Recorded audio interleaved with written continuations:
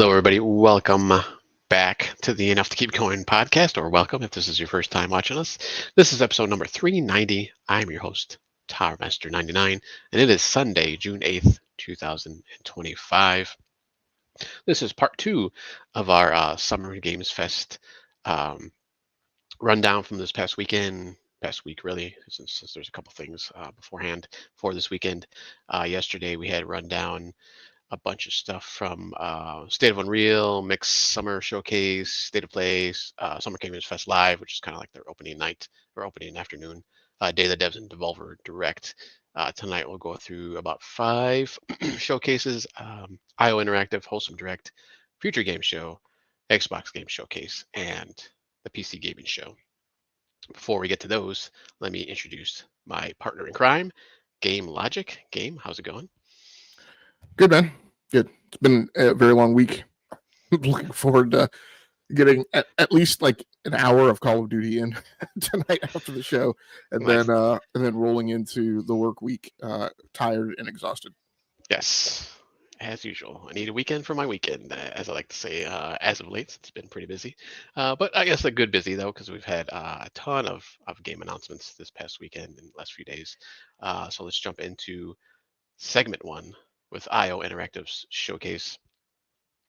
Now they didn't have like a super big announcements of a bunch of different stuff, but they did have some new missions and content for World of Assassinations for Hitman. As you see here, I believe they're having a new, I don't know if it's like an event or something that they did have, but it's from one of the James Bond villains, kind of a crossover with James Bond from, I don't know, which movie was that? Do you know which movie? Casino Royale, the Is it one Casino where Royale? Okay. with Mads Mikkelsen as the main bad guy, and so there's new Hitman content that's in the world of assassination. Beyond that, right? So new missions, and I mentioned the other night, like I have multiple iterations of Hitman and World of Assassination somewhere on some platform. I don't understand how the whole thing's put together. I think it's been Call of Duty-ified, in a much more cohesive manner than Call of Duty was. Like the whole premise of Call of Duty was, hey, we're going to take all these games, we're going to put them together, and we're going to stack them all into this singular front end, and you'll be able to access everything. But the reality is that it's just a front end, and like when you go to launch an individual game, many times it will just like minimize that launcher and just start the new executable and go into the other game. So Hitman, I think, is World of Assassination where all the games are, and I don't know for certain, but I don't get the sense that it does this whole start-stop thing. But yeah, I mean, in general, there's new missions. The big thing is, adding Le Chiffre from the 007 world, in Casino Royale. And I think a little later we'll roll some tape here where there's a little bit more of that trailer. Here is them announcing it on the stage, and it is Mads Mikkelsen who was actually brought back. Who actually, so the guy who does the voice, I guess, for Agent 47 and Mads, I guess, were in a movie in like 1994. So they've known each other for like 31 years, and are now finally like back in some property together. So the short story on Le Chiffre is he doesn't, supposedly he's like gonna directly engage in combat, because I guess Mads was a little not aggravated but like disappointed in actual Casino Royale, and like when he read the script and like the bio for the Le Chiffre character, that he was supposed to be like this James Bond equivalent, right, in terms of like trained in combat and trained in gymnastics and all that, and he like got to do like no stunts in the film. So in this one they kind of jazz him up and make him, I guess, get him directly into combat more so, and directly engaging with Agent 47, although I didn't see that necessarily. I don't think in any of the stuff. I watched a large chunk of the IO Interactive Direct, but not all of it, so there may have been pieces that I missed. Nice. Yeah, looks like there was, I guess, some other announcements for Hitman on iOS, Hitman game on iOS, mobile, and a board game, which is interesting. And then another co-op game called Stone and Night, I guess, which is from kind of the Hitman universe, I suppose. So a bunch of stuff coming. I guess I don't know if it's this year or next year. This coming year is the 25th anniversary of the Hitman series as a whole. So there's a lot of content coming out for Hitman coming up. Yeah, it is their 25-year anniversary next year. And yes, the La Chifra villain is in this one, but then I think there's 2 more missions coming. I think maybe 1 more this year and 1 more next year, but either way, I think 2 before Bond releases. The other thing they're doing is they have this thing called elusive targets, which I think the plan is that there will be more celebrity like cameos or whatever in here as targets and villains. And so Mads won't be the last one. I think this whole thread of like elusive targets will be like celebrity cameos. Nice. And then next up here we got Mind's Eye. Looks like might be a for real game. I think that was announced a while ago, right? Or rumored or something like that. I remember kind of a while ago where it was kind of brought up. Has had his mind's eye impact. Yeah, so yeah, this game has been talked about for a while, and a lot of the kind of scuttlebutt going around the internet is that like there was significant kind of doubts on what was going on with this game, and I don't think it's entirely out of the woodshed yet. I think the guy who's the writer of this was supposed to interview with Christopher Dring out at Summer Games Fest and had to cancel because of a family emergency. So I believe that is sincere, but obviously it casts like more doubt. But so the synopsis is, and I think this is kind of well known. Mind's Eye is a cinematic narrative-driven third-person action-adventure thriller developed by Build a Rocket Boy under the direction of Leslie Benzies, who is a former GTA producer. And Leslie is the person who was supposed to interview with Christopher Dring. Set in the sun-scorched metropolis of Red Rock, you play as Jacob Diaz, a soldier with a neural implant that fragments his memories. Expect tight shootouts, high-speed chases, and unfolding conspiracy surrounding AI and unchecked power. And so the sequence that you're looking at now, and I apologize for the people listening to the audio podcast who yesterday was so busy and I was so frazzled I completely forgot that we had audio listeners.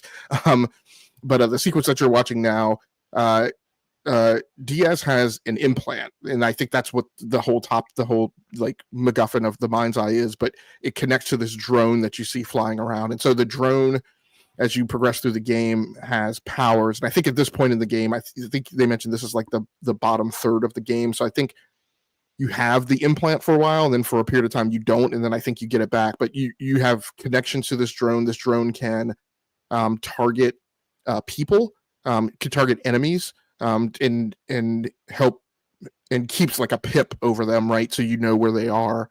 And then has some offensive capabilities, like I think you saw it like throw out a shock there. There will be other NPCs in the game who also like pilot other drones or other assist type of robots. There are robot enemies in the game where the drone can use its electrical bolt, in this case, to like take those enemies out.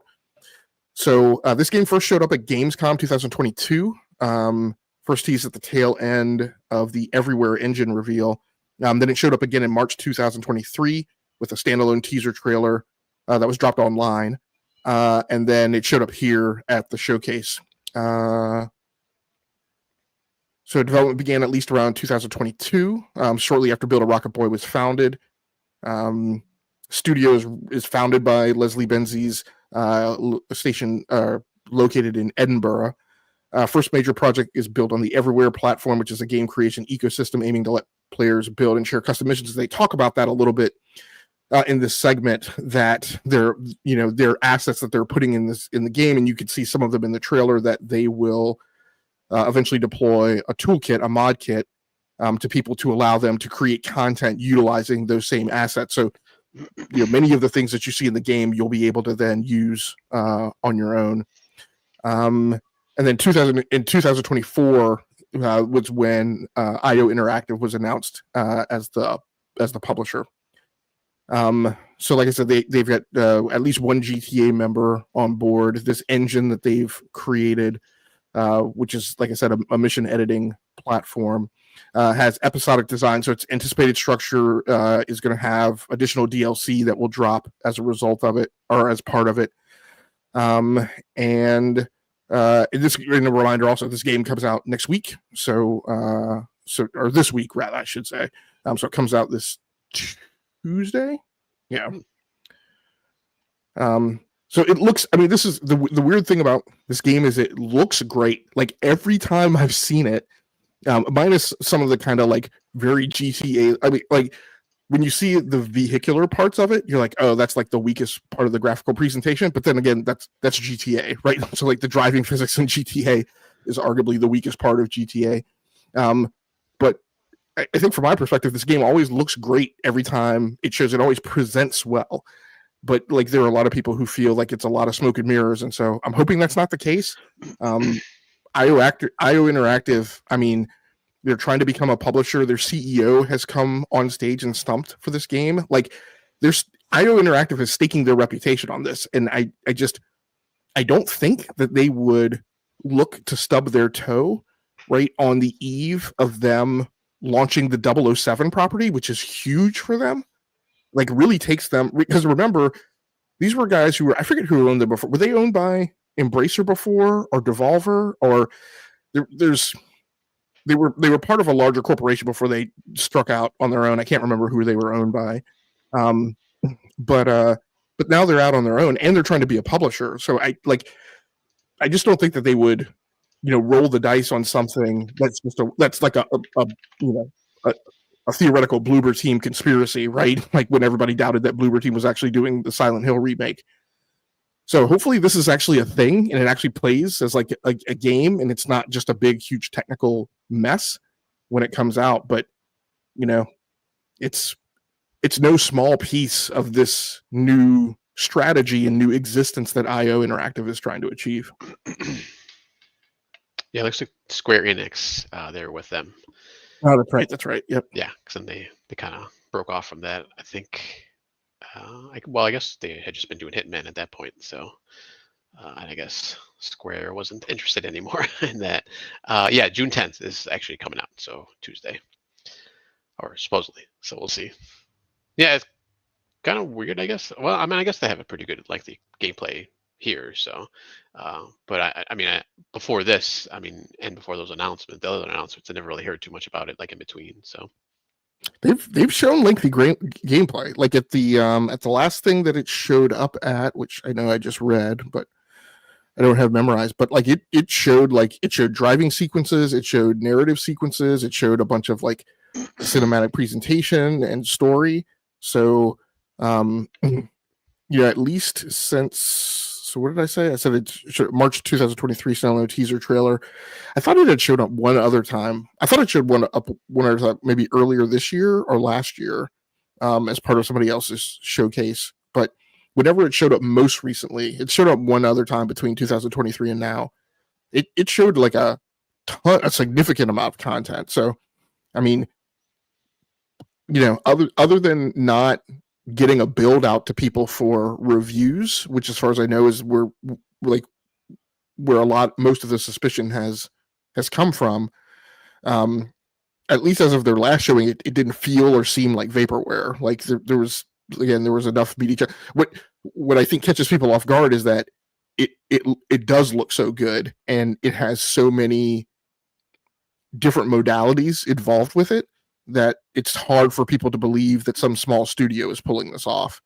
So, and has built their own engine with mod tools and mission editor tools and all that kind of stuff. So, cool. Yeah, it looks really cool. So hopefully, we'll check it out here soon. All right, up next we have our last for IO Interactive is a little bit more on 007 First Light, I believe is the title of that one.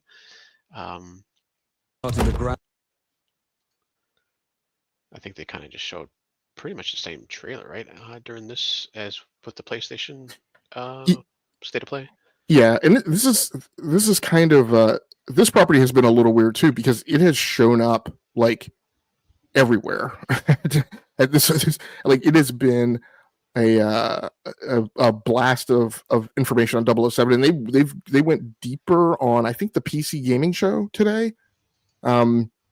we've been over this a little bit before, but 007 First Light action adventure stealth game developed and published by IO Interactive, licensed from Amazon MGM and Eon Productions, which is enough of a feat in and of itself because the Bond license is like one of the most convoluted, like janky, like complete set of like Keystone Cop type of antics in the entertainment industry with who has owned it when and when it swaps, and then like stuff gets made, but then the person who made it, who had the license when that was made, then you can't redo that. Like, it's crazy.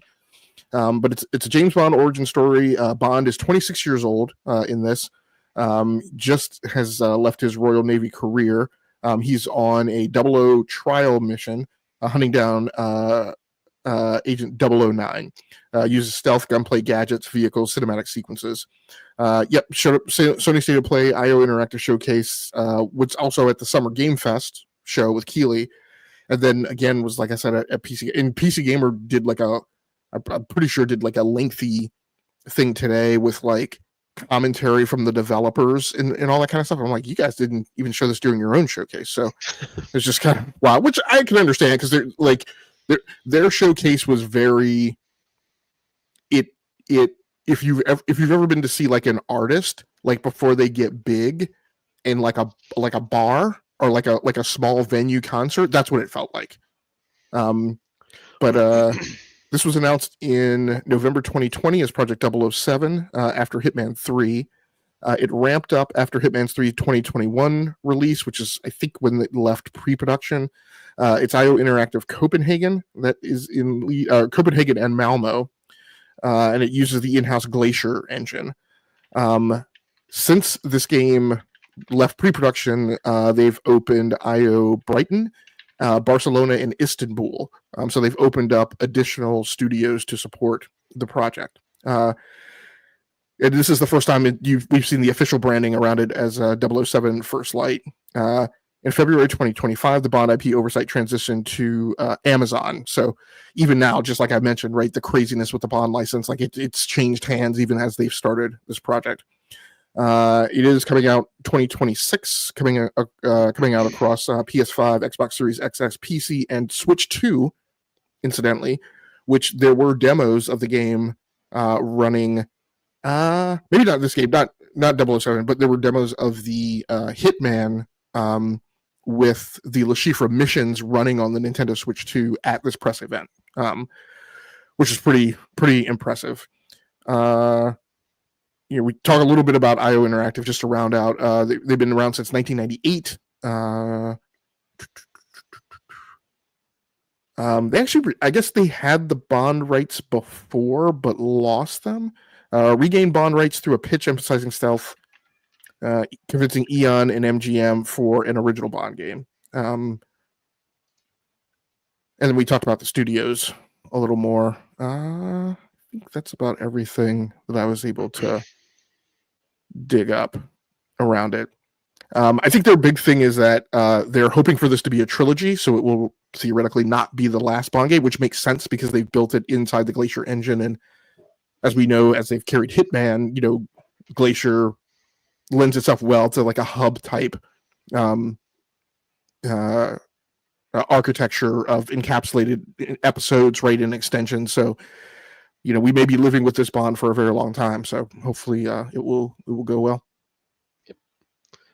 Yeah, it looks really cool. Like I think we talked about last night, just kind of a more actiony, not so much, still some sneaking around, but not so much the whole game like a Hitman game would be. So it's good. Well, that's in the commentary today during the PC Gamer show. They went into a lot of that like this. They are, one of the developers talked about, in this they're taking the Hitman level of action and cranking the volume up to 12. Right? They have gone a lot. They talked about how Bond in the combat is a lot more kinetic, right, and a lot more visceral. That it just takes it far beyond the animations and the things that they have ever allowed Agent 47 to do. And that Agent 47 was never really about combat, right? It was much more so about the stealth aspect. But one of the things that he mentioned was, hey, for Bond, what we want you to be able to do is Hitman is always about figuring out how to sneak in, right? It's never about like playing at Bogart, right, and just walking in. It's like Bond, we want to give you the ability to just walk in and shoot a person, right, and just go Bogart, right, and dispense with the stealth, and accomplish your objective a lot more straightforwardly. So, yeah, it should be interesting, and should have some veritable differences. And they were asked some questions about that on the panel conversation that happened at IO Interactive after all the trailers and stuff as well. Yeah, it looks like you'll use gadgets and stuff like that too, so that should be good. All right, so that rounds out the IO Interactive Showcase. Let's jump into segment 2 with Wholesome Direct, the Wholesome Direct Showcase, and we have a few games here that we both picked out. I think we've kind of linked up on one here. If you want to go first, Game Logic with Luma Island Pirates. It's your first choice, and also thank you here Down Under for stopping by for a brief second. Yeah, so this is a game that is already out, and so Pirates is actually an extension of it. And I haven't onboarded into this game yet. I haven't played it. One thing I will mention as we're going through this, so this was probably, as much as we've covered Summer Game Fest E3 for a decade, right? This year, to me, had like the most content, the most shows, the most games, etc., that we've ever seen. There are definitely noticeable trends. I was ready to throttle another human being if I saw another game with farming simulator aspects in it, which this has. But this was earlier in the week when I wasn't just ballistic about seeing this, but like so many games had farming simulator elements in it. And so I think the thing that just kind of latched me onto this early is I was okay and interested in farming simulator elements at the time, but as I've talked about in some of the other things, it's kind of some of the tile based interactivity. But this is like a larger adventure and kind of I don't want to say a life sim, but a career sim where you go in and have a long term investment in having a career and a life and adventuring in this world. And so I thought it was, particularly attractive to me when I noticed it originally in the Wholesome Direct. I think by and large for me in the Wholesome Direct, I was kind of challenging the notion that a cozy game, by definition, had to be something devoid of combat. And so I don't have, a full slate of picks from this show like I had for the other ones. But the ones that I was attracted to the most were ones that had, elements of combat or adventure or something in them beyond, just being, an ASMR simulator, basically. Yeah, I mean, even when I was kind of going through the list of the cozy games or going through kind of a rundown of it, there's a lot of samey games, unfortunately, or fortunately. If you like them, that's fine, and nothing wrong with that. But yeah, I was trying to pick something a little bit different. Like when I was going through my list, I only had a couple, I think. A rundown here, and the next one actually we kind of both linked up on, which is a linked, no pun intended there, I didn't even mean to do that, Banner of the Spark, which is another kind of, it's a game where you're human, but you can battle kind of robots out in the wild, and once you take these enemies down, you can do it solo or co-op. Once you take these enemies down and collect their parts, you can kind of go back to your town or your village and kind of build that up. So I thought that was kind of cool too. So I don't know if it was more combat-y that you probably were interested in, or if it was the kind of town simulator or town building that sparked your interest here. A little bit of both. Definitely the aspects of combat that attracted me to it initially. I will also say I think this is the only game in my watch list out of this show where there's any type of roguelike elements in it. That was a definite nope for me. There were so many games that I saw that like, this game is like super interesting, and I'm like really interested in it, and it's like roguelike, and I'm like, yep, nope. So Banner of the Spark is a vibrant rogue-like RPG that fuses high-energy roguelike combat with cozy life sim and town building mechanics. So that's kind of the hook, right? It's roguelike with town building. You wield the Weir, a robotic grappling arm. That was another kind of hook for me in a lot of these games if there's some element of grappling in it. In hack and slash runs against combat enemies, complete with randomized mid-run upgrades and 10 weapon classes offering 80 plus variants. For town building, between missions, you use gathered parts to construct and customize your base town, recruit robot companions. Where was I? Recruit robot companions, which are Unibots, farm, fish, craft, you name it. Supports solo or up to 3-player combat, with town activity supporting up to 5 players. So this game showed up originally last year at Gamescom, which was their debut announcement, along with a trailer and an early access date confirmation. They have been featured on Games Radar, PC Games N, Gematsu, and a few other places. The studio's FuzzyBot, launched in 2020 by veterans from Ubisoft, Bungie, EA, led by Max Spielberg, who is the actual son of Steven Spielberg, and Tatiana Dishlova. See if there's anything. Small Agile Studio, founded in 2020. So Tatiana was previously at Mirror's at EA, at whatever studio did Mirror's Edge. I can't remember exactly. I know it was EA, but I don't remember what studio exactly it was. I think genre hybrid, visual and mechanical charm, strong teams with some AAA experience. Their early access is considered as successful. They did their announcement and they went to full launch within 9 months. Impressive turnaround for a debut indie project. So, yeah. Nice. All right, let's jump to the next game here. We have, and this is for you, Game Logic. All will rise. Excuse me. I actually kind of was looking at this at first. Kind of, it sounded interesting because it was kind of a deck builder, game. So I was like, I've been getting into those lately. The river. I don't know, just kind of the staticness of it. Like it's just like static pictures, and not really any animation. I was like, I don't know. But what kind of caught your eye on this one? I think it was the premise, like the setup, that it's a little dystopian, kind of near future, socially and culturally pertinent, right? In terms of it's like an eco-terrorist type of orientation. So in this one, the premise is the river is a god and they killed it. It's time for ordinary people to hold them to account. Manage your team, mix with eco-terrorists and godmen, build your deck, follow leads, and find allies. Make your case and win the battle for the future. So part of the synopsis behind this is also like what the developers were kind of going for. And so what it talks about is how a lot of their inspirations are from Ace Attorney, Disco Elysium, and Slay the Spire. And so, maybe not so much Slay the Spire for me, but I've dabbled in kind of the Ace Attorney, Phoenix Wright type of games, not extensively, but that was one of the aspects of the game that I could see in the design that kind of engendered me to it. So, game was first shown at Gamescom 2024. They've been spotlighted in Paste magazine. Press mentions have highlighted its eco-legal narrative and innovative blending of courtroom drama with deck building mechanics.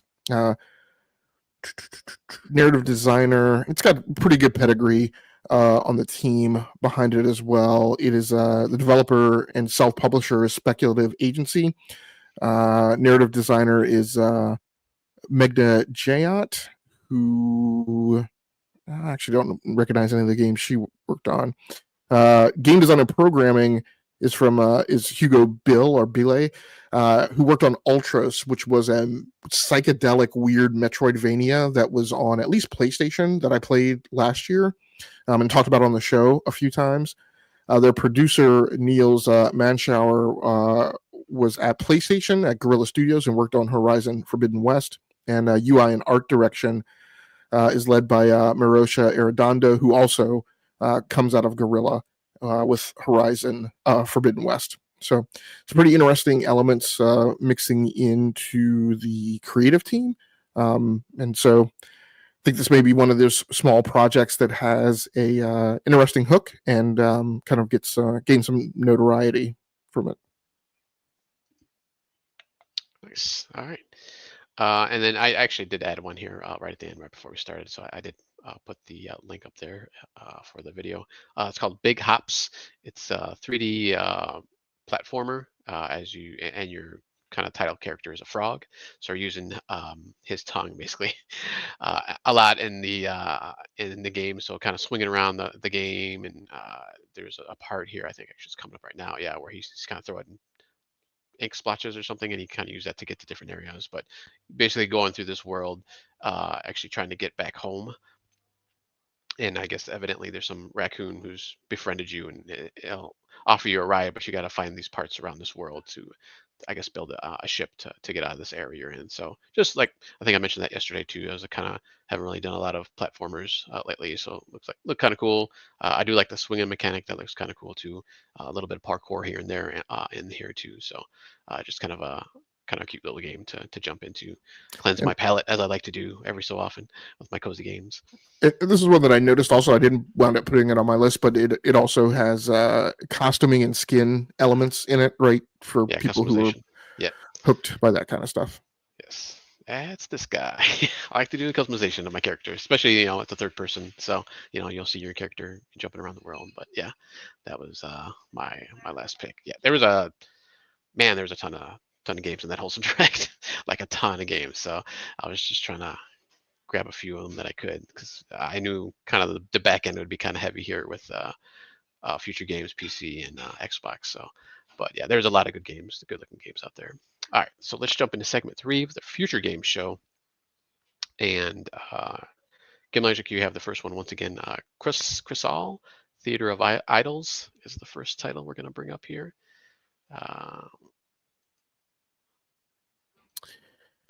Yeah, so I think what Love Swords, isn't it? Or I thought there's another one of these, or maybe it's just from the same studio, possibly. I'm sorry, what's that? I missed. I said I thought this is this a sequel or like another game in this series? Because the name sounds familiar, but maybe I'm thinking of something else though. Yeah, I'm not sure. I don't think there is. Bloomhouse, which Bloomhouse had a lot of properties to show across the shows. And I think, as far as I know, I think it is their first like major push. They were on, I think, either the Summer Game Fest stage. Like I want to say the Summer Game Fest stage, or maybe the TGA stage last year. With I think the owner or the head of Bloomhouse, not even just Bloomhouse Games, but Bloomhouse, and then the head of Bloomhouse, I think, Bloomhouse Game Studio, both took to the stage and talked about how they were making this big push to expand beyond just games. I think what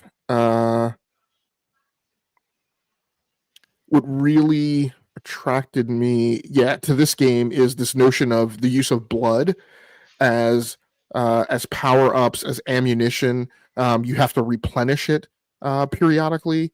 Based on taking down enemies or other nearby victims. You can see the person using a syringe to pump blood in.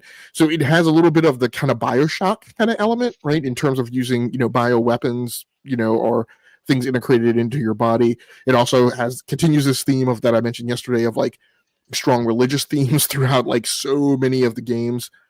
This is a game that's coming out in 2025. So yeah, I was super interested to see. It looks good.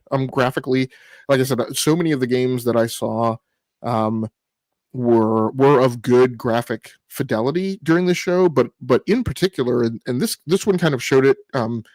Maybe not as direct of an example as what caused me to realize it in the first place, but the creature work that has been shown off by so many studios and so many of these games and comics, as you know, like people who can do good creature work are not like voluminous, right? There are particular comic book artists that do good creature work, and they are in high demand when somebody needs to do those types of books. It is not a kind of a generalized skill that like everybody does well. And so in video games, like to see the number of people number of studios who were doing like a really good job of that across the showcases was good to see. Yeah, you mentioned kind of the Bioshockiness. I actually kind of felt that on a few games shown that I've seen in these past few days. So I always thought maybe that was coming because I thought they were working on some kind of Bioshock or even kind Ken Levine's whatever, he's not doing Bioshock anymore, but whatever his game is, I don't think His new that's been. property, which Yeah, surprisingly was very absent across yeah, like multiple shows that there were has this week. yeah, hasn't been shown. So I thought maybe that was one of them too, but no, it's nothing. But yeah, And looks it good. has shown up once before. I want to say at maybe a PlayStation showcase, but of very limited exposure of the content. A lot of suspicion that it was going to show up at some show like this year, but it didn't. Yeah. All right, let's jump to the next game. It's another one you have here is Eric's Home. That's all one word. That's not Eric's Home, but Eric's Home.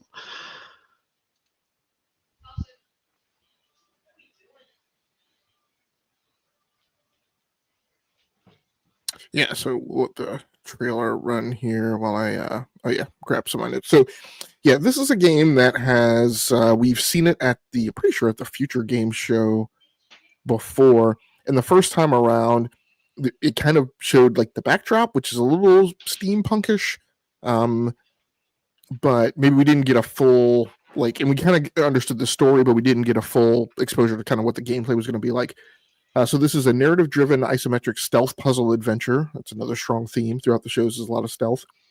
Eric's Home is set in a fictional Scandinavian-inspired city during the early 1900s. You control 3 characters: orphans, conspirators, and revolutionaries, each with unique abilities, switching between them to solve puzzles, stealth pass guards, and weave through richly detailed environments. It was, like I said, it was shown at the Future Games Summer Showcase last year when they did their first reveal trailer.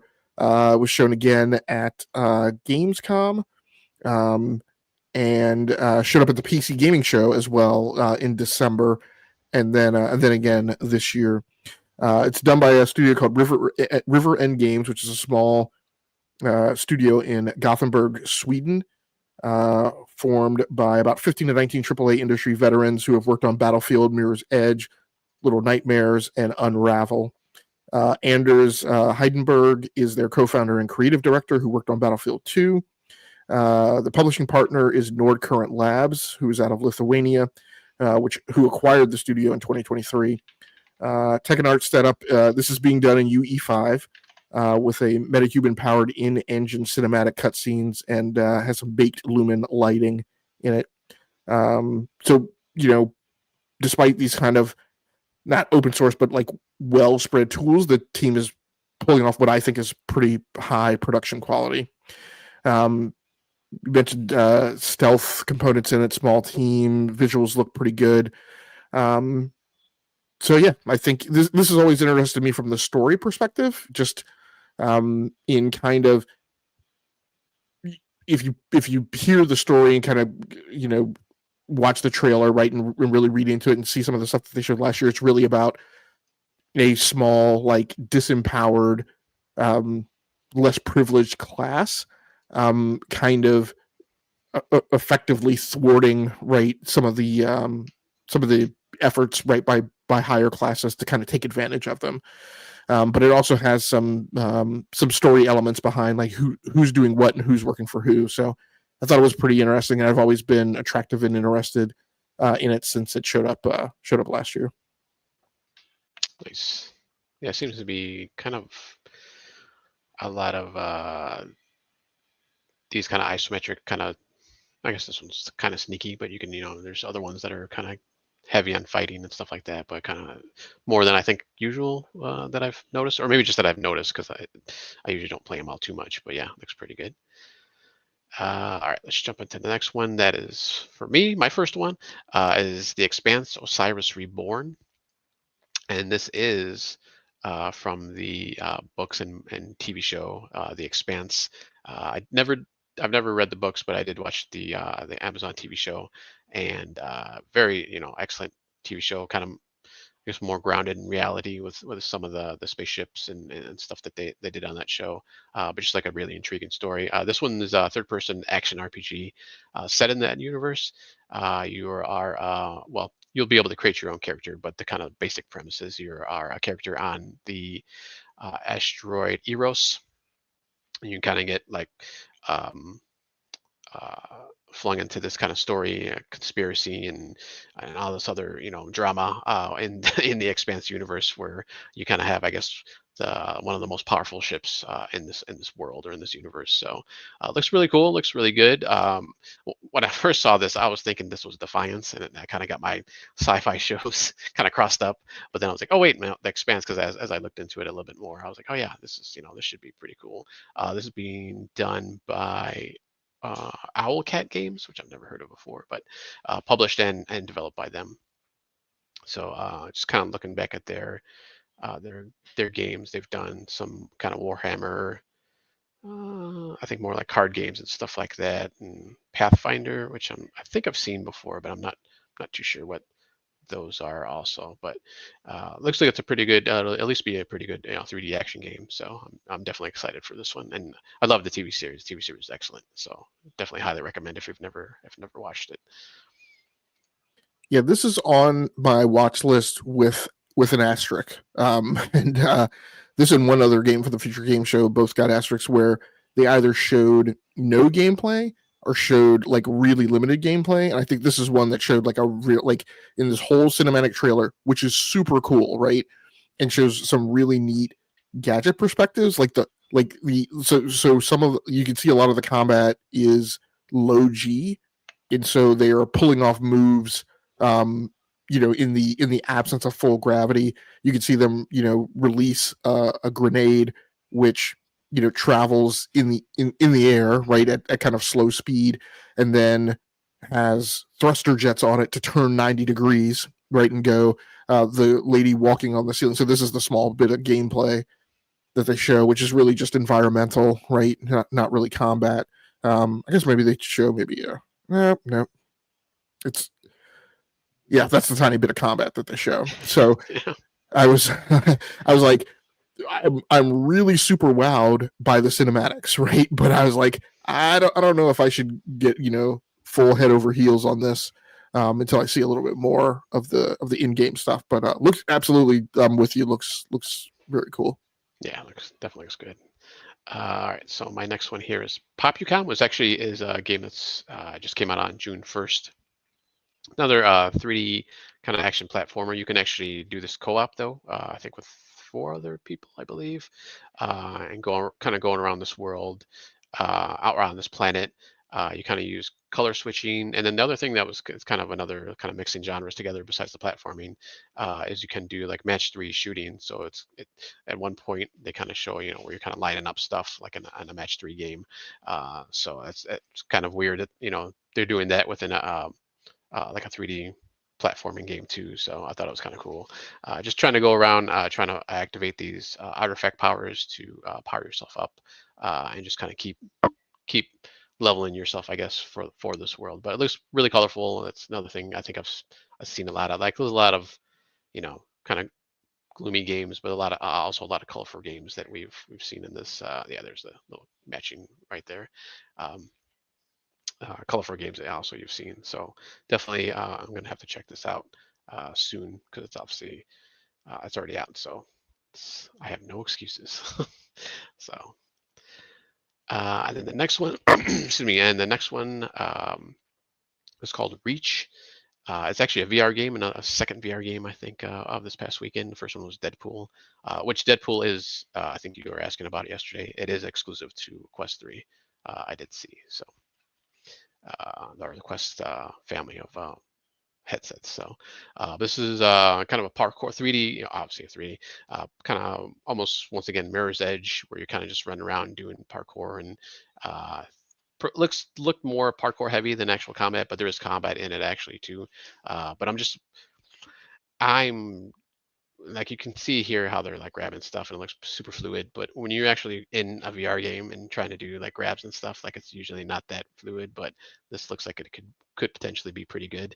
And then here's a little bit of the combat. So, but I just thought it looked pretty interesting, kind of more cinematic, like that.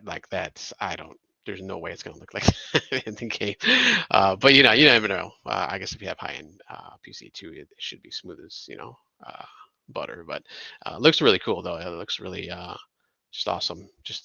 But I don't usually get like motion sickness and stuff like in VR games, but this one I can see because it just looks so frenetic that you're like running around, jumping around and stuff. So, but it just looks really cool. And this is being developed by N Dreams, and they've done a few other VR games. Fracked, which I never heard. I think I've heard of that one actually.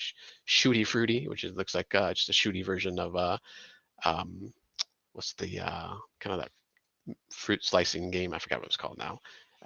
But yeah, so looks like they have some VR games under their belt. But yeah, I'm definitely excited for this one. So I'm glad you put this in the rundown. I'll have to look back. I think this is on my list, but it didn't make it on my list for the show. Isn't this the one that Shuhei Yoshida introduced? Yes. Yep.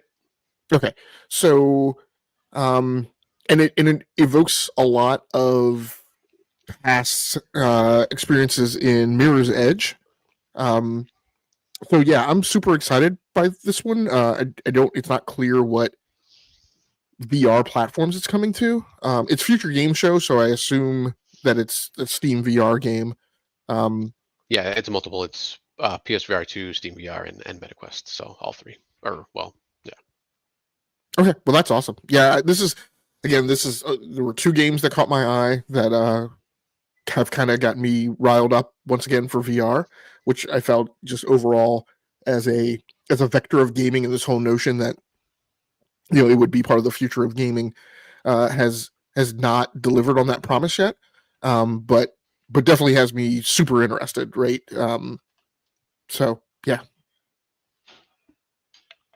All right, and we got another game here where we both kind of linked up on is the Tenet of the Spark, which is this the one I'm trying to go through here. I think this is one where it's like you're in like 3 different time zones, or you can kind of switch between them, maybe kind of melee brawler, or mostly melee kind of fighting. So look pretty cool. So cinematic time-bending action combat game from indie studio Roar Games. You control Will, a modern-day hero who can switch on the fly between 3 personas, a boxer, a Viking berserker, and an Aztec warrior across 3 overlapping timelines. Combos span areas, start with a modern punch, crashing as a Viking, and finish with Aztec precision, uncovering puzzles and secrets along the way. This and one other game, I don't know if I put it in the rundown for tonight, that came out during the PC game show is one of these where, like, again, you could start a combo as one character, switch on the fly, and extend the attack, and then switch again. Some funny things, there's a few games that I saw that to me were kind of culturally relevant, and one of the things I loved is that this developer, who I can't remember where they're out, where Roar Games is out of. But Roar Games is a distributed indie studio based in the U.S., Tbilisi, and other global locations. I can't remember where the lead guy is who started off with like the interview or clip, but he mentioned, like, he is of a multiracial, like, he's DNA background, right? He's like, hey, why? He basically said, he didn't come right out and say, but he's like, why does this black character have like a Viking like ancestor, right? And he was like, that's part of what we're exploring, and is like the allure of the game. So that kind of made me interested in it. But I think this is the first time they dropped an independent trailer in like late 2024, just kind of on their own, or maybe associated with some other indie thing. But studio was founded in 2023 under the name Zhishi before becoming Roar Games. This began as an animated short in early 2023, which sparked some gameplay ambitions. Reveal trailer followed in late 2024, followed by a gameplay deep dive this year. Release date is late 2026, targeting PC and console platforms. I'm trying to see if there's anything else here. Funded in part by Epic Mega Grants, and so we saw several games that were funded by Epic, which makes me think this will be an exclusive on the Epic Game Store. Studio size is about 27 developers working remotely, and you can see, like, even like they've sent out kits to people to do like mocap and other stuff, kind of in like set up like their own like little mini studios. So I think that's particularly interesting because we've heard over the years, and we now should have a better understanding that mocap, studio time, recording studio time, sound states, like that stuff is part of the budget that drives games. So it's interesting that smaller teams are figuring out ways to control those costs and mitigate those risks. So it should be super interesting. When I heard the premise of the gameplay, a lot of it made me think of things like Titanfall 2, right, with the time shifting being as part of the campaign. So that should be pretty interesting. Yeah, it definitely looks really cool. So be looking out for that one. I don't think they had a release date for that one yet. I believe it just says coming soon. So yeah, I think the reporting shows late 2026. I can't remember if they said that during the. I think what they actually said during the thing was they didn't have a release date, but stay tuned or something like that. Yeah, and both PC and consoles. So everybody will be able to enjoy it. All right, let's jump into your next one before we round out the Future Games show with double one for us, or one we both picked, but Titan Quest 2 was up for you, which I think you've been looking forward to here for a while. Yeah, so Titan Quest 2 showed up last year, and I can't remember exactly where. But it wasn't, I think, at another Future Game show, but it really wasn't much. It was the cinematic thing, and I was like, okay, I'm excited for Titan Quest 2, but we have no idea like what the premise behind this is. And they did the same thing, like a little I think there was a little developer commentary afterwards, but it still really didn't tell you much other than like there's a big bad evil, right? It was based in Greek mythology, so there's a little more gameplay shown here.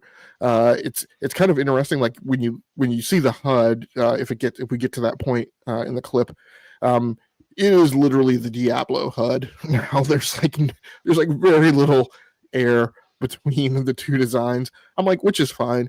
And he kind of talks about it a little bit, like there's, they're doing some things, associated with like Greek mythology and whatnot in it, like, but it's really like, I don't want to say it's more of the same, but there's a strong emphasis on like delivering the kind of action RPG stuff that people love, right? And so this is constantly the back and forth tension, right, in the gaming market between people want more of the thing. You have a bucket of people who want more of the thing that they've always loved. Like you have Civilization going through this right now, right? They tried to change the formula and change the script, and that community hates it. They just want the same old Civ right again. And I'm like, okay, but I mean, I kind of understand Firaxis's right perspective, right? And, like, we've been doing Civ for like 30 years now. Like, are we ever going to change it? And they change it, and like people have like lost their mind. So it's this constant struggle. And so it's interesting to hear that these guys are said they're largely kind of sticking to the action RPG formula and delivering old reliable, which I love Diablo every single time it comes out. And I'm gonna love this too for being the thing that it is. So maybe that's okay.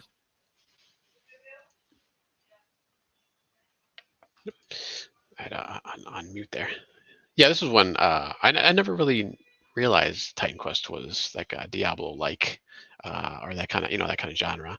So yeah, I definitely want to go back. And I know it had come out on I think the first one even came out on the Switch, the original Switch at one point, I believe. So well, it got remade. So this is, I mean, this game was out in like 2006 for PC. I don't know. I'm sure it came to consoles at the time or at some point shortly thereafter. But it did show up as on the Switch when they did the remaster or the remake, or not the remake, but the remaster. Fairly recently, like in the final kind of couple of years maybe of the Switch's life cycle, I think.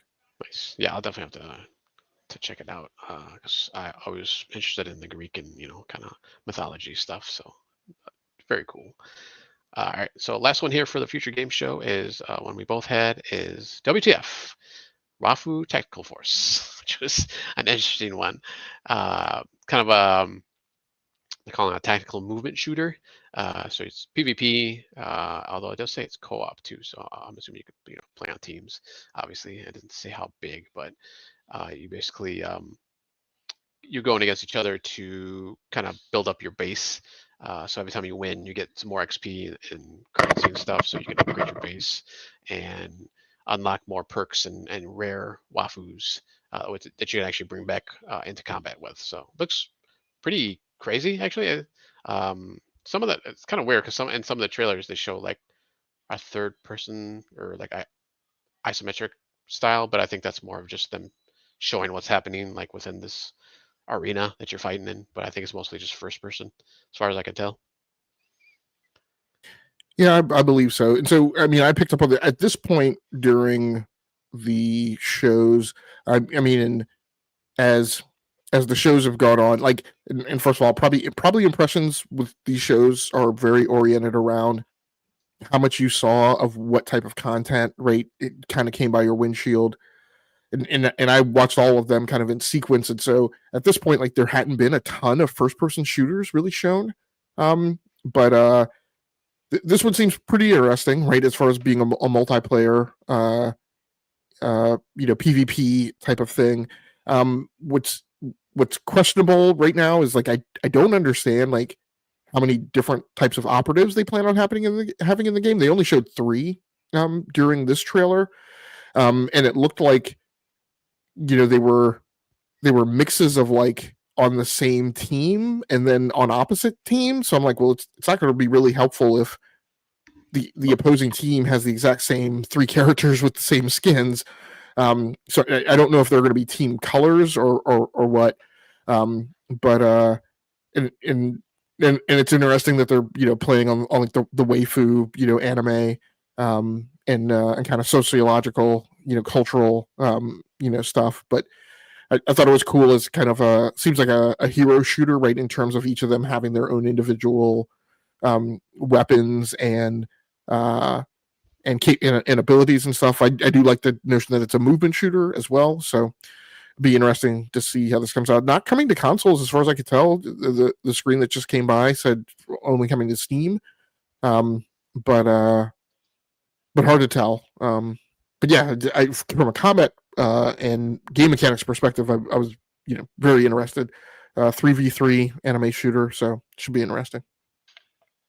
Yeah, this is 2026 game, but there actually is a pre-alpha open playtest right now going on Steam. So if you want to check that out, you can jump in there. It kind of reminds me of almost like a shooter, first-person shooting Power Stone game. If you remember Power Stone from back in the day, kind of just in the small arena, with attacking each other. But this one's with guns, and you got NPCs with you evidently, and you can just do a bunch of crazy stuff. It looks like, but yeah, it looks pretty cool. All right, so that is it for the Future Game Show. Let's jump into segment 4 with the Xbox Games Showcase. I actually got the first one here is Animo. Excuse me, I couldn't pronounce that or say that. Well, you originally had it in the agenda as Amino, and when it was sorry. like, I think it was Amino, actually, was it? Oh no, yeah, and Animo. Yeah, I'm sorry. Yeah, that was my fault. Sorry. No, it's funny because when I saw it, I was like, Amino, like the acid. I'm like, no, I don't think that's right. I remember now because when I was trying to look for like a video of it, when I was trying to look for the link, I was like, why is this not wrong? And I spelled it the same way. I spelled it the wrong way when I was doing that. So I was like, I kept getting like amino acid stuff like as my searches. But yeah. So this is a what looks like a kind of Pokemon-like. So you got creature collecting, kind of in this expensive world. But more than that, it looks like you can actually become the creatures in certain situations, or maybe with certain creatures. So it looks pretty cool.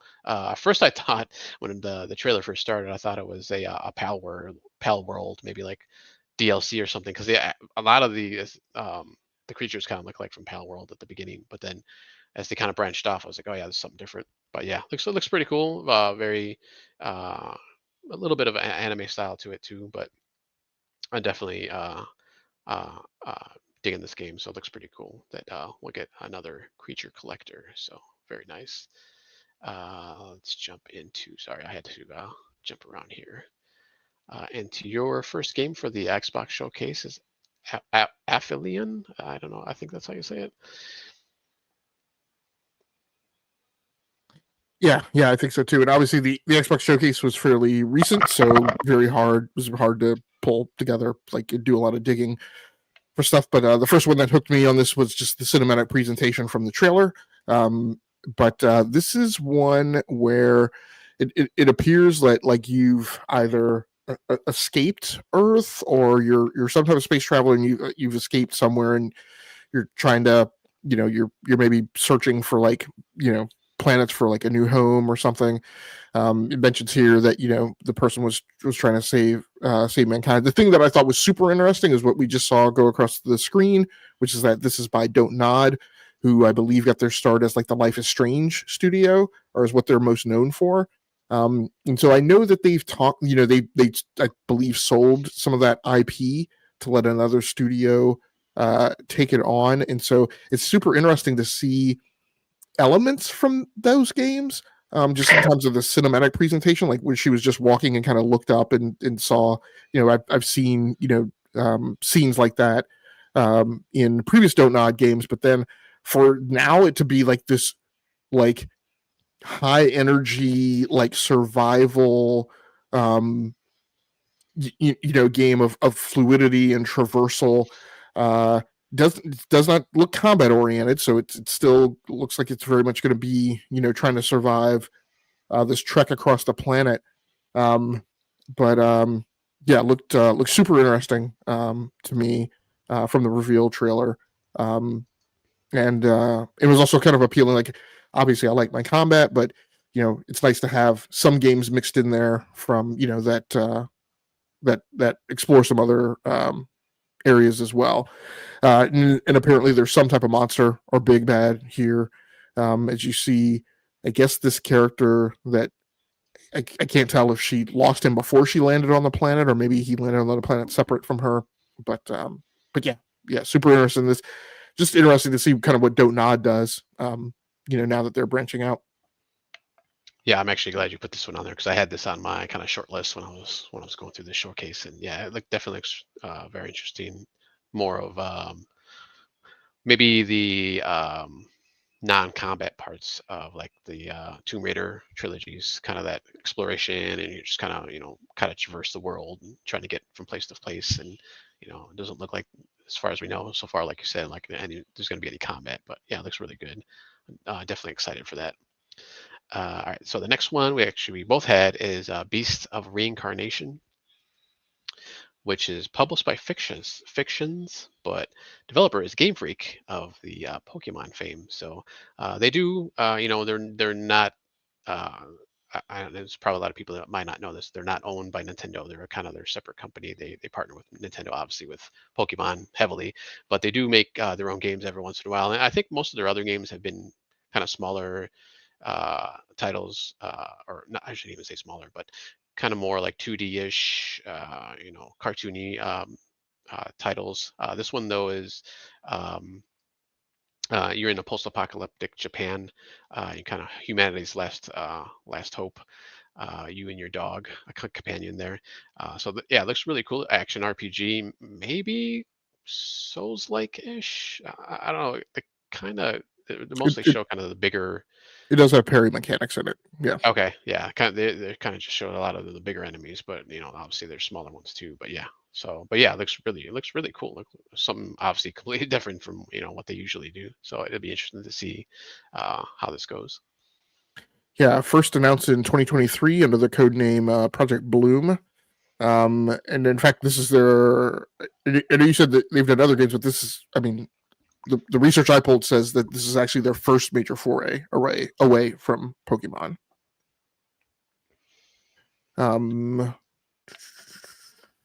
Development has been going on since at least 2023. And I think we know everything that we need to know about the studio. Genre shifting pivot from creature collecting to visceral, fast-paced action RPG, artistic fusion. I'm not familiar with Studio Ghibli. Swiss would be, so he would be able to comment on that much more so. But I think the one thing that's kind of worrisome about this for me is, yes, it is the Pokemon studio, but I mean, you can tell me I don't play Pokemon games. You do. I thought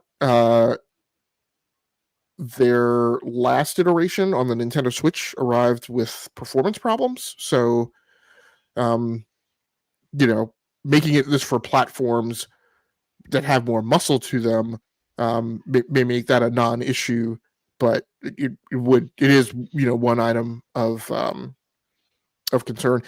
Also, super interesting that obviously their main customer is Nintendo, and when they make Pokemon, they make it solely for the Nintendo Switch. It is an exclusive. This game, at least as it's listed in the showcase, is only coming to Xbox, and it's coming to PC, but under the Microsoft Publishing label, I guess. Yeah, I didn't even notice that when this one came on. Yeah, I was trying to look up kind of their other stuff. Yeah, like I said, they've done a lot of smaller ones, smaller titles. Nothing. I don't think that ever became like super popular. Kind of across multiple devices. Some they had some that were just like mobile, and they actually had one like back in the day, just on PlayStation, and so stuff like that. So it's interesting that this one is um, here I'm seeing also it's supposed to be on PS5, so along with PC and Xbox. So which I actually kind of noticed that with a lot of the titles that were multi-platform, they actually had all the other platforms listed, at the end of the trailers for a lot of these games. So I thought that was kind of interesting. So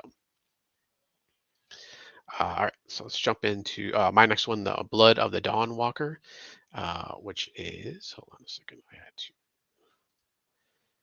trying to click stuff around and look up stuff. So from Bandai Namco, kind of another kind of third person kind of action title, but looks like more with vampires, which seems to be kind of, I guess, a trend that's coming back. A lot of vampire games coming out, and kind of just entertainment in general. But they just look really cool. Just some of the kind of the moves he was doing, like he had that kind of teleport, kind of see like the little blood trail as he's teleporting. So yeah, it looks pretty cool, pretty definitely very gorgeous, the graphics. So just kind of interesting that it's something a little different. It's not zombies or just weird mutated creatures. It's something we kind of know, and I'm assuming vampires. It didn't really say, but you kind of assume just from the gameplay and some of the imagery that you see throughout the trailer. Yeah, no, they say vampires early in the Okay. trailer. Okay. He says that like the vampires didn't come to kill us, but to conquer us. Okay. Yeah, definitely something I'm looking forward to. Yeah, I passed on this one as far as keeping an eye on it, just because it felt so much like Blade in medieval times, and it was like I saw Dawnwalker, and I was like, well, like you guys may as well just said Daywalker. So it does look visually striking and interesting, but I was like, if it captures the market, market's attention, right, then I'll know about it. Then I don't need to keep an eye on it myself. Is it a release this year or next year? I believe that, I'm not too sure. Actually, I didn't. Oh, Well, they're just yeah, I went just said 2026. Sorry, yeah, I have like different notes, and I have to kind of keep going back and forth, so I couldn't get to it. Yeah, so next year. Yep. All right, so let's jump into. I got it a little messed up here. Your next game here, which is Clockwork Revolution, and this is from An Exile, I believe, right? I believe this is their title for the showcase. This was actually on my short list too, but I had to whittle it down. So yeah, I'm glad you put this on there also. Yeah, so this has been an interest of mine since the first time it was shown last summer, I believe, or maybe 2 summers ago. And I was hoping it was going to come back for the developer direct in January, but it didn't.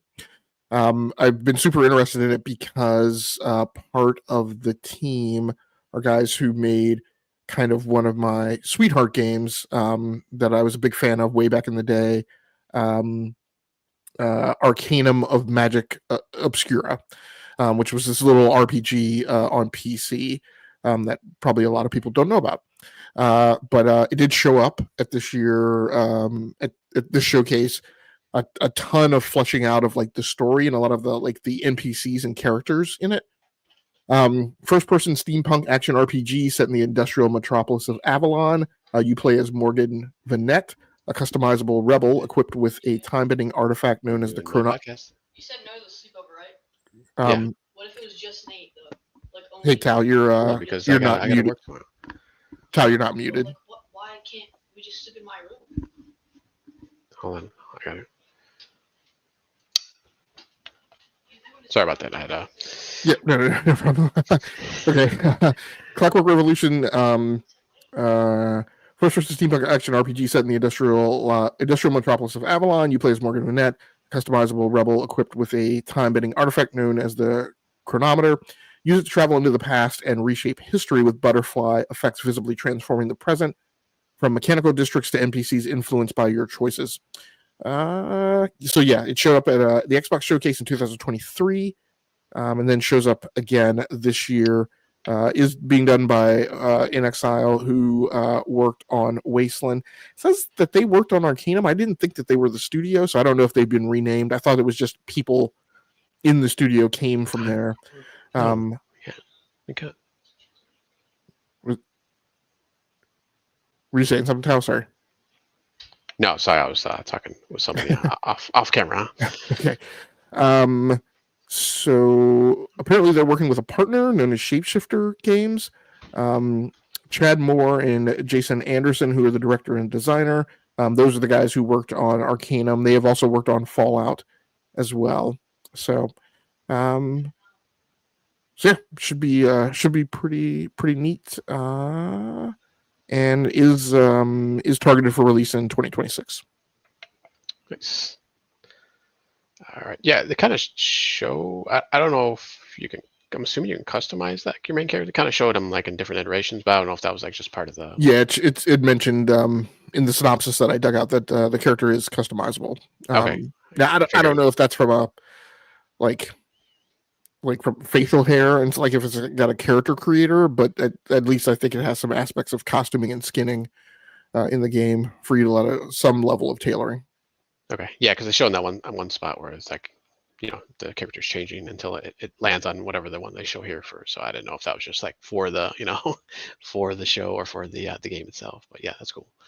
Yeah, it looks really good. Another kind of there's a few games actually kind of steampunky and during these showcases, not just the Xbox one, but kind of overall. So that's another one that's kind of coming around again. All right, so a couple more here for the Xbox Showcase. We got Mudang, which I was actually trying to. It's Mudang Two Hearts, which is they're calling it a lot of the places I see calling it like a stealth game, but I think it's a little bit, I guess, kind of two different genres, maybe like kind of stealthy tactical, because there's like this Asian man and then this other girl. I guess I'm assuming you switch back and forth. I don't know if you can do it automatically or if it's manual or if it's just kind of part of the storyline where you switch between these two characters. But not too big on the the stealthy parts, but his with the girl, but his parts are more he's some kind of a military person, so he's a little bit more actiony. So yes, I did some digging on this. Actually, the story behind it is kind of funny. So it's ambitious Korean stealth action title blending espionage, drama, and mysticism. Set in a near future reunified Korean peninsula, it tells the story of a K-pop group named Ordo, who's created by the South Korean National Security Agency to reignite national unity. So it is a very classic Hollywood trope of, I guess, like it's a K-pop group who's actually like secret agents. So it should be really, really interesting. You play through the viewpoints of three protagonists: Ji Jeong Tae, who is a North Korean soldier turned manager, Gavi, an Ordo member, and Ghost, an enigmatic former South Korean soldier turned terrorist, as their fates intertwine in a high-stakes narrative. So apparently this game debuted in 2022 under a working title, Project TH. EVR Studios, which is a South Korean visual effects company, unveiled the cinematic trailer back then. Has, I guess, some famous Korean actors in it, Lee Hong-nae, Ho Sung-tae, and Hong Ji-yeon. and Kim Young-jun, and I do not know if I'm pronouncing any of those correct. Hasn't shown up anywhere else since then. We don't know what engine it's in either. I think that was everything that I was able to dig up on it. But it's a risky premise in that it's the first game from a company that is actually a cinematic visual effects studio. So Yeah, looks really interesting to say the least. So, but yeah, it looks really cool. Kind of as you're kind of seeing through the trailer too. Like there's, I guess, regular enemies, but then like super powered or supernaturally powered enemies of some kind. So, some of them almost look kind of zombie-ish in a way too. So, it'd be interesting to see how that story unfolds.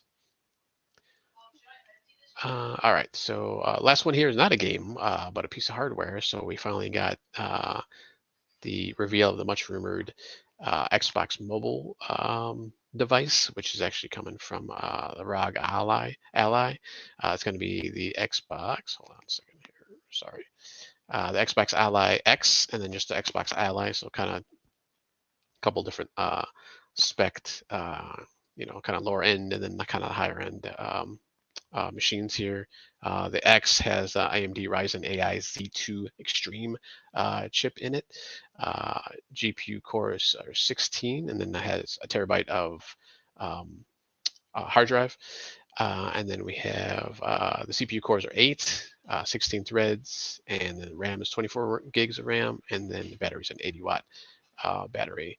And then the Xbox Ally is the AMD Ryzen Z2A with 8-core GPU, or I'm sorry, 8 cores, 8-core GPU, and then half the hard drive, which is just 512 here in this case. 4 cores, 16 gigs of memory, so about half, and then 60 watts on the battery. So looks pretty cool. And then obviously with this, it runs on a it's I guess it's Windows, but it's more of like a streamlined version of Windows for like mobile devices, is what I've seen. I don't personally think that's what it is. Well, that's what I'm saying. That's what I'm just saying. They're saying out there. So, well, I don't think they've said that. I mean, well, I've seen that in articles and some articles, but it's in articles. But I think that it's very nitnoid. But like the deep technical details is that it is a skinned version of right in terms of, and what I see is I see the Xbox app, right? And so it is some type of UI, right, on top of Windows 11. But what I haven't heard yet is that I would love, and I've recommended that it be the thing that you just mentioned, right, which is that it is Windows 11 that excavates like a ton of the stuff that no gamer needs, like gets rid of like all the security stuff and like the Office 365 backend stuff. And like, I mean, like when you go into Windows 11 now, there's like hundreds of processes running right in the background. And I've talked about how there needs to be a game OS, right, which to me wouldn't even be a branch of Windows. But if you're going to go with Windows, like would yank all of the stuff that you don't need in Windows that a gamer doesn't need, and do that. But unfortunately I have not heard a technical description that leads me to believe that it's that. It is a skin and a UI on top of Windows 11, much in the same way, and this is what I've talked about, right? Much in the same way that Steam Big Picture Mode is, that yea verily makes navigating to all of your game content and stuff more efficient. But the reason I hesitate right for that description is because the thing you're describing would mean that Windows would be lighter weight, right? And the install size would be smaller. But those are the deeper technical details that I haven't heard any indication of. So I mean, this is interesting. I don't fully understand it. It's coming out with specs that are, as far as I can tell, and I didn't get a chance to research it, but are the same specs of the current ROG Ally X, but it's a holiday 2025 release, which means it's coming out like 8 to 11 months after the ROG Ally X debuted. It's not going to be cheap because the ROG Ally X with the Z1 Extreme processor or whatever it is, like, is a $900 handheld device. So I'm unclear what I get it. I get the premise behind it, but I don't understand the whole strategy behind it. And during the presser, Spencer talked about it as an Xbox, and I'm like, it is absolutely not an Xbox. It is a PC, right, with a Windows skin on top of it. And I personally think from a marketing perspective, the marketing is flipped, right? They talk about this as, I think Sarah Bond described this as having the, what did she say? The flexibility of Windows with the power of Xbox. And I'm like, I think what you guys actually want to say is the other way around. Is the power of Windows and the flexibility of Xbox, right?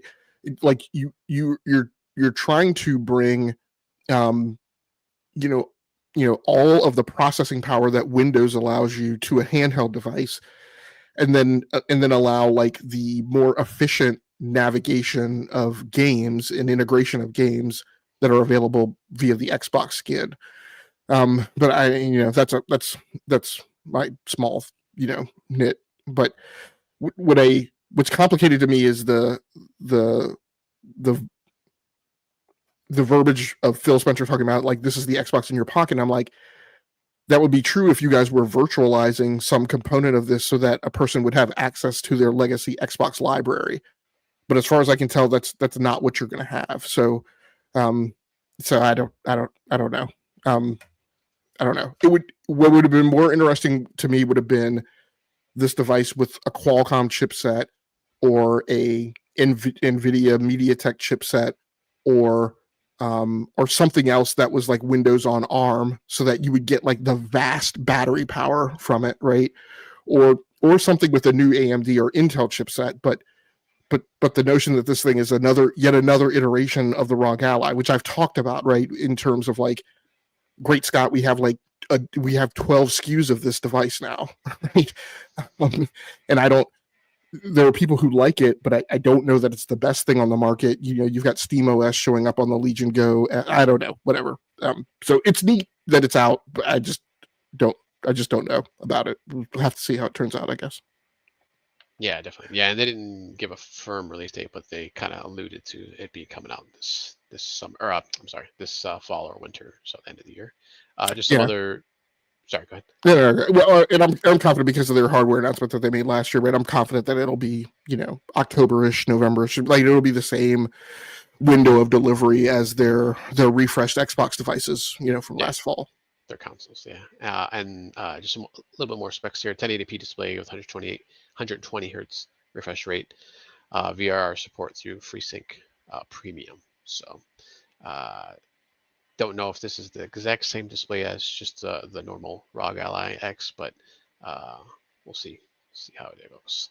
Yeah, I mean, when I first saw it, I was like, oh, okay, cool. This is actually a device that I can, I'd be able to, download actual Game Pass games or, Xbox games, because I can't do that on Steam Deck. I got to do streaming, but it's like another handheld though. Like I just bought the Switch 2, I already have the Steam Deck. So, I think we kind of covered there. Xbox games come to other systems, and obviously on PC, day one, but even, other consoles like Switch and PlayStation, they'll come out eventually. So, I mean, it's cool. Like you said, it's cool, kind of cool tech, but I don't know if this will, be a day one or a day whatever buy for me. But yeah, it's good that it's out there.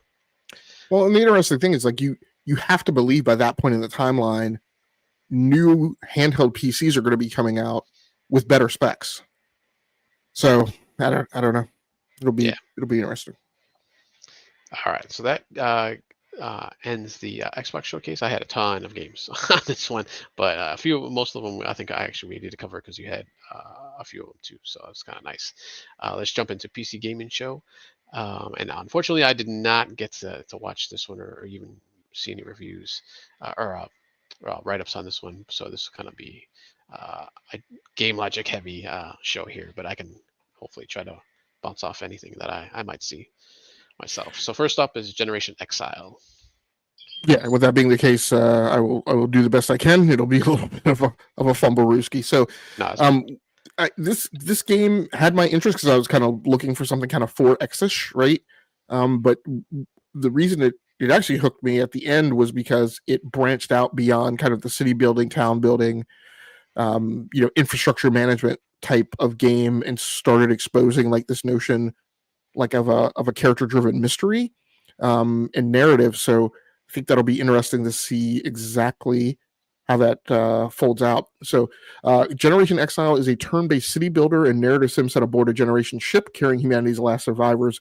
You manage resources like food, air, and water, often with tough moral choices, while guiding procedurally generated citizens whose lives, relationships, and traits span multiple lifetimes. The game emphasizes sustainability over expansion, pushing players to craft balanced ecological systems rather than extract infinite resources. So a lot of those things really appeal to me in terms of kind of like, innovations right on the old formula. So this game showed up at the PC Gaming Show last year with its official reveal trailer and some of its core mechanics, and then shows up here. It's coming from Sanderlust Studios. It is, I think, I guess there's a demo probably available on Steam Next Fest, because I think anything on Steam Next Fest has a demo. Studio was founded around 2023, 2024. It's an indie team composed of veterans from Gone Home, Firewatch, Far Cry, Baldur's Gate 3, and Mark of the Ninja.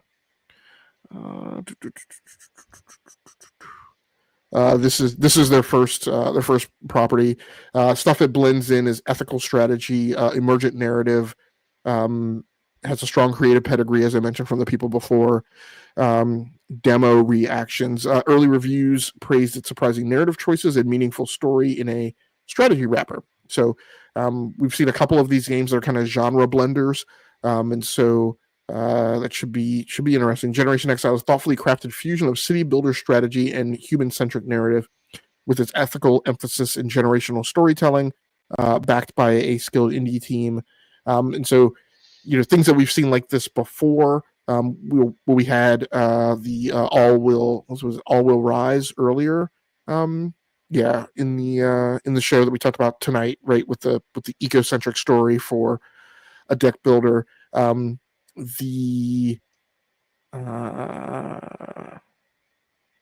lost my train of thought. There was some other game that I was going to compare it to, that we've seen before. City builder strategy, human centric narrative, ethical emphasis, and generational story. Oh, generational storytelling. I can't remember the name of the game. It always caught my interest, but I never played it. It was called like Wilder or Wild something, or Everwild. I can't remember what it was, but it was an RPG that came out, I want to say, a few years ago. That was kind of this notion that you had a character and that character had descendants, and so the story kept going, right? As you had progeny that would carry on the campaign or the narrative that you had started. So looks like there's elements of that here as well. Nice. Yeah, and I think a lot of that during the show is kind of the blending of different genres. So turn-based city builder. It's just another one that's you might not expect, but they got it out there. Next one is the Altars, which actually I do remember seeing this now. I was kind of looking at it as where you're kind of a lone survivor, kind of surviving this hostile planet, and you're creating clones of yourself, and you kind of have to manage them along the way. Yeah, I want to say that this showed up at one other showcase, but I could be wrong. Or one other showcase like this week. But again, similar thing that grabbed me was the presentation in the trailer. But also this notion that has some allusions to kind of Death Stranding, right? In terms of you just kind of wandering like a lonely planet and dealing with kind of disaster survival type of scenarios in conjunction with this unique scenario of clones, or dealing with this situation in habitats, in a character driven narrative right behind it with the NPCs that you interact with. So should be pretty interesting, and should offer some gameplay aspects and storytelling aspects that take it beyond just the pure game mechanics, although those look pretty interesting as well. Yep, and that one's coming out actually this week, June 13th. So very soon.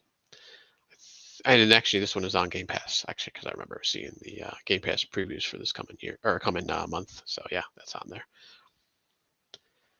All right, looks very cool. All right, let's Yeah, did jump you into catch? I'm trying to let that trailer play out. Did you? Yeah, so Steam, Epic Game Store, Good Old Games, the Windows Store, as you mentioned, Game Pass, and coming to consoles, Xbox Series X and S, and PlayStation 5. So Yep, coming on everything. Well, most things except the Switch. Let's jump into the next game, which is Pathfinder Abomination Vaults, which looks like it's another ARPG. yeah, so we saw a lot of things that, as you mentioned, and I mentioned, blended a lot of genres, but also by the same token, I was kind of caught.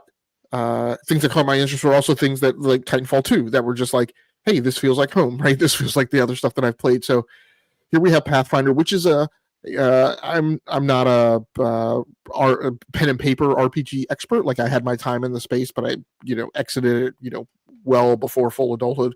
But I think Pathfinder, if I remember correctly, is kind of like an alternate pen and paper RPG system to Dungeons and Dragons. And so I do remember like a Pathfinder RPG and it having like a healthy, robust bit of lore and manuals and compendiums and stuff behind it. So from a computer-based RPG perspective, this is kind of your standard 4-character party type of game, action RPG, top-down isometric kind of view, where you have whatever missions and get into dungeon crawling and open land combat and encounter all types of creatures and scale everybody up and manage their skills and powers and progression. So another game which I didn't put in the rundown that showed up during the PC Gamer show was the Neverwinter Nights compendium. Like they're pulling all of the Neverwinter Nights content together and redeploying that. I didn't. I haven't, like I said, I haven't had a chance to. I mean, this was the last show I think that aired today at 3 p.m. So I haven't had a chance to go back and look at. Neverwinter Obsidian started that series off, but I don't know if it's them who's doing this remaster or if because it's Dungeons and Dragons, Wizards of the Coast has the license and spooled it off to some other developer. But that along with this one is kind of your package of kind of again standard party-based RPG, action RPG types of games built on a pen and paper tabletop RPG rule set that and that's the reason why it hooked me and I'm looking forward to it. Nice. Yeah, looks very cool. All right, let's jump into fourth one here. Warhammer 40,000 Dark Tide Arbites, which I believe this is just like a new class for this game. Yeah, I think it's Arbites. Okay. Yep. So and I haven't onboarded to Vermintide. I haven't onboarded to Dark Tide. I was not a huge fan of Vermintide. I played at least a demo of it. Maybe I have the game and I played a little bit of it. But was very tied to the notion of being able to play with other people to really get all of the value out of it. And I didn't have like a group of people who played Vermintide, but I was attracted to this concept of Dark Tide, and I thought it was going to be an improvement on the Vermintide formula. This one, this class introduction, just really caught my eye. In terms of the gameplay, what it really convinces me is I probably should take a deeper look at Dark Tide and see if it's something I want to play. I'm also super interested by the introduction of this class, so it will definitely be something that I check out once we get clear of all the hubbub of Summer Game Fest week. Nice. Yeah, I did play a good bit of Vermintide and enjoyed that, but I never did get a chance to get back into get into Dark Tide. So yeah, looks pretty cool. All right, the last one to round out the PC gaming show. Abyssus, I'm assuming that's how you say that. Yeah, so in the PC Gamer show, there's like a chunk of first-person shooters, so I did not nearly put everything that's on my watch list into the show's rundown for tonight, but this immediately caught my eye just in terms of I think a lot of developers need to get some help or maybe work on the notion of trailerism, but this was one that like right away it hooks you because it shows the person at the crafting table, right, upgrading their weapons, which obviously that's a super big thing, right, with first-person shooters, in this world of progression and wanting to feel invested, right, and getting away from the old formula of just like you run around a level and pick weapons up. Although, I mean, and even Doom like incorporates that now, right? You don't just find weapons and add them to your arsenal, but you progress them throughout the game. But that and just like strong core first-person shooter mechanics as definitely represented. This creature rising up at the end also kind of made me wonder. And again, I haven't had the chance to pull the thread on this in details, but it made me at first when I saw that, I was like, wait, is this kind of like a gosh, I'm forgetting the name of the game right now. What is the game that Housemarque is working on or was famous for? And I'm forgetting it because there's just tons of games in my head right now. Trying to look real quick, see if I can find anything. They're working on Saros, but the PS5 launch game, I'm forgetting it because I don't play. I haven't forgotten it. I'm not getting the name in my head. Right, Returnal. Oh, Returnal. Okay. Jeez. Yeah, sorry. Sorry. This is how addled your brain becomes when you've seen like 200 something games in the span of like 5 days. But yeah, it made me. I was like, oh, is this a Returnal thing? And is it going to be like a roguelike? But like I said, I haven't had a chance to pull in the details, but visually it just caught my attention, and so it was one of the ones I wanted to highlight in the rundown tonight.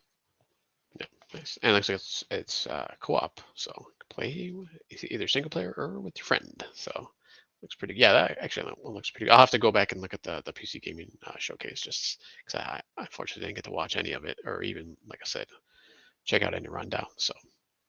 All right, well, that is it for the PC Gaming Show, and I think that is it for us for this week. Unless there's anything else you wanted to talk about. I know there was a bunch of other showcases we didn't get to talk about. There's also the Black Voices in Gaming that's coming out on June 9th. So we'll have to maybe report on that, along with some other ones maybe that we didn't get a chance to. No, I mean, but I think we reported on all of them. I think the only thing we missed is I didn't watch the Death Stranding 2 standalone event, and then we didn't watch the Minority event, so Black Voices. But there were also a ton of there was a Southeast Asian one. There were several that followed. I think the Wholesome Direct that we just haven't had a chance to report on. Yeah. But those were women-led gaming. Yes. I think was the other one of the other ones. Yeah, so there is a bunch of them. But just scope and scale wise, we and those were all very short in duration. Yeah. But the only other thing would be covering the significant releases this week. Yeah, so coming up this week, June 10th, is Dune Awakening. I think that's a big game that was coming out that a lot of people were looking forward to, coming out on PC, PS5, and Xbox Series consoles. And then also Stellar Blade on June 11th for PC on Steam and Epic Games Store. So, and then I think we talked about the Alters also is coming out this week, and was another game I forgot early on in the show that we had mentioned that was coming out. Yeah, I think, and I think there's this is because the media sites that we pull the significant releases from haven't been updated because of all these games that just came out this week that literally just dropped out of the blue their release date. So yeah, the Alters is coming out, but no media site has that in their rundown now because they haven't even updated yet. So yeah. Yeah, I thought there was one on the Xbox. It might have just been DLC maybe that was coming out today. Oh, I think that was for the Final Fantasy. I think 16 was coming out today. Yes. So yes, Final Fantasy 16 Shadow dropped today. Yep. Yeah. So that was I'm sure those sites are pulling the hair out right now if they got anything left. But yeah, so that's it for our episode number 390 for this weekend. So that's part 2 of our Summer Games Fest extravaganza. It was a whirlwind, but I kind of like it because they pretty much drop. You get the majority of games. Obviously, you still have some like Ubisoft and EA. That they didn't do really anything this year. They might still do stuff throughout the summer maybe. And just although Ubisoft did have one game that was announced at least, Anno. One, I can't remember what it's another, whatever their next iteration is in the Anno series did get a trailer for the PC gaming show. Yeah, I mean, also we mentioned the 25th anniversary of Hitman, but also Xbox is going to be 25 next year also. So I guess they're doing a bunch of big stuff that'll be coming out. They mentioned Fable and the next Forza in the series. I'm assuming Horizon or maybe whatever the next iteration of that kind of gameplay, more arcadey, maybe. And Gears of War E-Day. Gears of War E-Day, yeah. So, and we'll see. And one thing I forgot to mention during the showcase, Xbox showcase, was the very last thing they put on, which I kind of thought they were going to do, but they kind of tricked me because the way they introduced it, I was like, oh, what's this? This looks interesting. I thought maybe it was almost like another something in the vein of um, Remedies type of games, those type of Control and those type of that series and Quantum Break, I think was Quantum the Break, other one. yeah. But no, it was Call of Duty Black Ops 7. So that was very interesting. Kind of interesting just the way they kind of unfolded. So it was kind of cool. And it looks like it's a near future setting again. So and no date or anything, I'm assuming this year, but who knows? They didn't even mention a date or anything. But I know Call of Duty, they usually do their own thing later on in the summer. So we'll have to see what becomes of that. Hero Down Under, thank you for joining us tonight for a brief second, I think, at the beginning of the show. If anybody else was in there, thank you for also coming by, stopping by. If you're listening to this later on in the VOD, thanks for joining us. Game Logic, any last words before we head out for the night? Yeah, the one thing, and I mean, Call of Duty and the Outer Worlds 2 are on my watch list. I just didn't put them in the rundown tonight because I didn't feel like, no new information got revealed. I mean, I didn't watch the Outer Worlds 2 direct just because I almost never watch a standalone game direct. I did watch the Starfield one, but what was interesting about the Call of Duty one is like the rotation of the studios seems to be completely out the window at this point, and I do not know what's going on because this is a Black Ops 7 title. This is Black Ops 7, so it's Treyarch as the lead studio. They just did Black Ops 6 last year, but it is some branch of the narrative because they're bringing back. I mean, they're bringing back characters, but I can't tell. I don't know. I know a chunk of the Call of Duty lore in chronology, but this seemed like a branch off of like Infinite Warfare, or maybe Advanced Warfare, but I don't know. I guess Black Ops 3. Maybe it's a branch off. No, Black Ops 3 was the one with no. Yeah, I didn't have a campaign. Didn't have a campaign. Yeah, so all multiplayer. Yeah, so I'm sure other people know it better than I do, but the rotation is just weird because and didn't they pinch hit for Sledgehammer? I know they pinched hit for Sledgehammer one year because Sledgehammer was supposed to do a game, and then Treyarch. I thought Treyarch did double duty one other time. I'm not seeing the traceability here in the table that I'm looking at. I think it's crediting Sledgehammer for a game that was actually Treyarch as the lead studio. And I know, help in some regards, in some way. Yeah, well, I think they did more than help. I think they took over as the lead studio in a year that Sledgehammer was supposed to be in the seat. But yeah. So I'm sure that whole story will come out later. Yeah, and they mentioned character named Mason in that trailer, which is one of the older character. Well, I shouldn't say older, but one of the characters from the kind of the beginning of the series, and from Vietnam and up toward kind of modern day, even with 6. But yeah, I mean, he's older at this point, so I don't know if that's like a son or relative, or when he's young he got thrust into the future or something. Who knows what kind of story they'll kind of go through. I wonder. I'm looking at the table right now. I'm wondering if we're transitioning into an era where what we're going to get is we're going to get Modern Warfare and Black Ops, and that's going to be it for like what defines Call of Duty. And they're going to get to a point where the battle rhythm is going to go back and forth between those two branches of the IP.